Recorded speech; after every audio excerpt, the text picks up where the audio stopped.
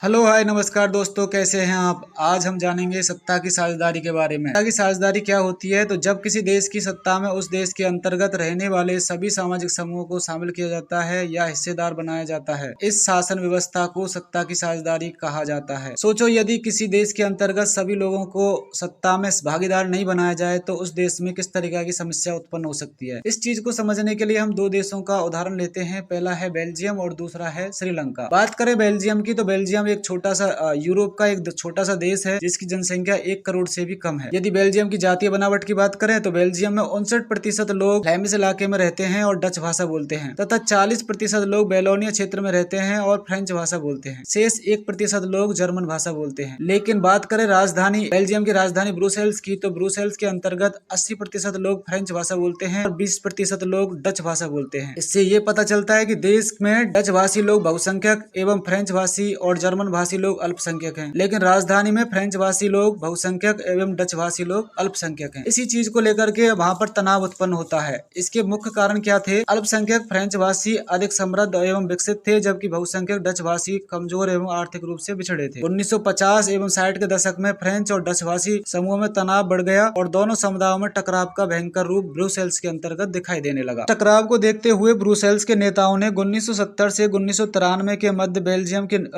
के संविधान में 4 संशोधन किए। पहला जो संशोधन है, केंद्रीय सरकार में डच और फ्रेंच भाषी मंत्रियों की संख्या समान होगी तथा दोनों समूहों की स्वीकृति से ही कुछ विशेष कानून पारित किए जाएंगे। दूसरा सुधार किया गया, राज्य सरकारें केंद्र सरकार के अधीन नहीं होंगी, अर्थात राज्य सरकार स्वतंत्र होंगी। तीसरा जो सुधार किया गया वो है राजधानी ब्रुसेल्स में भी दोनों समूहों का समान प्रतिनिधित्व, मतलब समान नेताएं होंगे। चौथा जो सुधार किया गया वो सामुदायिक सरकार, जो तीसरे स्तर की सरकार होगी, जिसका चुनाव एक ही भाषा बोलने वाले लोग करते हैं, चाहे वे देश में कहीं भी रहते हों। सरकार को संस्कृति, शिक्षा और भाषा जैसे मसलों पर फैसले लेने का अधिकार होगा। इन सुधारों को करने से बेल्जियम के अंतर्गत पूर्ण शांति हुई और इसका परिणाम ये हुआ कि यूरोप संघ का मुख्यालय बेल्जियम की राजधानी ब्रुसेल्स के अंतर्गत खोला गया। यदि बात करें बेल्जियम के पड़ोसी देशों की, तो बेल्जियम के पड़ोसी देश हैं फ्रांस, नीदरलैंड, जर्मनी और लक्समबर्ग। अब बात कर लेते हैं श्रीलंका की। श्रीलंका एक द्वीपीय देश है जो भारत का जो तमिलनाडु राज्य है उसके दक्षिण तट के कुछ किलोमीटर की दूरी पर स्थित है। श्रीलंका की कुल जनसंख्या लगभग 2 करोड़ है। यदि श्रीलंका की जातीय बनावट की बात करें तो श्रीलंका में मुख्यतः 3 भाषाई बड़े समूह हैं। इसमें सबसे ज्यादा 74% सिहेली जो बौद्ध धर्म मानते हैं, 18% तमिल भाषी हैं, इनमें से 13% श्रीलंकाई तमिल और 5% हिंदुस्तानी तमिल हैं। इनमें से कुछ हिंदू हैं और कुछ मुसलमान हैं तथा 7% ईसाई हैं जो सिहेली और तमिल दोनों भाषा बोलते हैं एवं 1% अन्य भाषा बोलने वाले लोग हैं। यदि बात करें श्रीलंका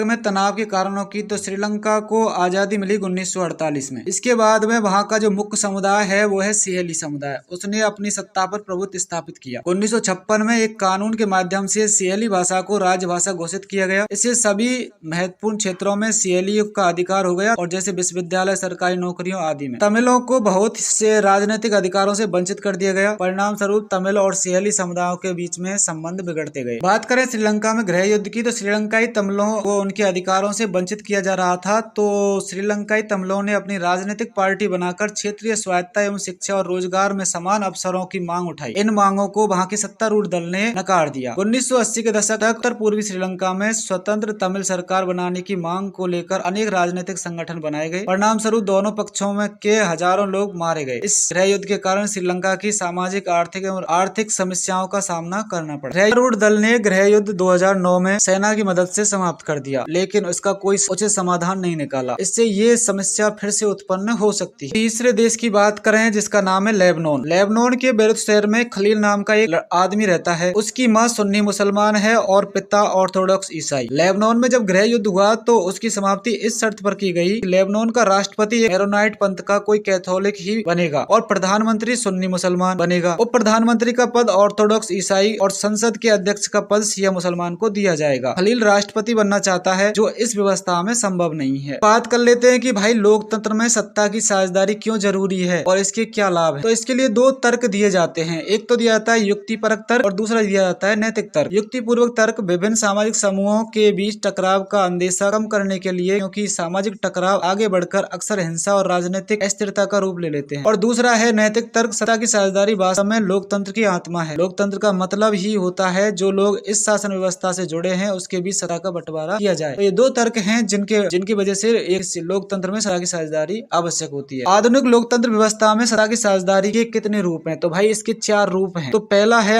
सत्ता का क्षैतिज वितरण। सत्ता का क्षैतिज वितरण से तात्पर्य क्या है? तो इसके अंतर्गत सरकार के विभिन्न अंगों के बीच सत्ता का बंटवारा होता है, जैसे कार्यपालिका, विधायिका, न्यायपालिका। सभी अंग अपने अपने स्तर पर अपनी शक्तियों का प्रयोग करते हैं। इसमें से प्रत्येक अंग एक दूसरे पर नियंत्रण रखती है, इसलिए इस व्यवस्था को नियंत्रण और संतुलन की व्यवस्था भी कहते हैं। दूसरा जो सत्ता का बंटवारे का तरीका है वो है सत्ता का ऊर्ध्वाधर वितरण। इसके अंतर्गत सरकार विभिन्न स्तरों में बटी होती है, जैसे केंद्र सरकार, राज्य सरकार और स्थानीय सरकार। इसमें उच्च एवं निम्न सरकारें होती हैं। उच्च स्तर सरकारें निम्न सरकारों पर नियंत्रण रखती है। तीसरा जो तरीका है सत्ता का बंटवारा विभिन्न सामाजिक समूह, मसलन भाषाई और धार्मिक समूहों के बीच भी हो सकता है, जैसे विधायिका एवं प्रशासन में महिला, अल्पसंख्यकों के लिए आरक्षण। बेल्जियम में सामुदायिक सरकार। चौथा जो तरीका है वो है राजनीतिक दल, दबाव एवं समूहों के बीच सत्ता की साझेदारी। उदाहरण के लिए लोकतंत्र में चुनाव के माध्यम से सत्ता का अलग अलग विचारधारा और सामाजिक समूहों वाले राजनीतिक दलों के हाथ आती जाती रहती है।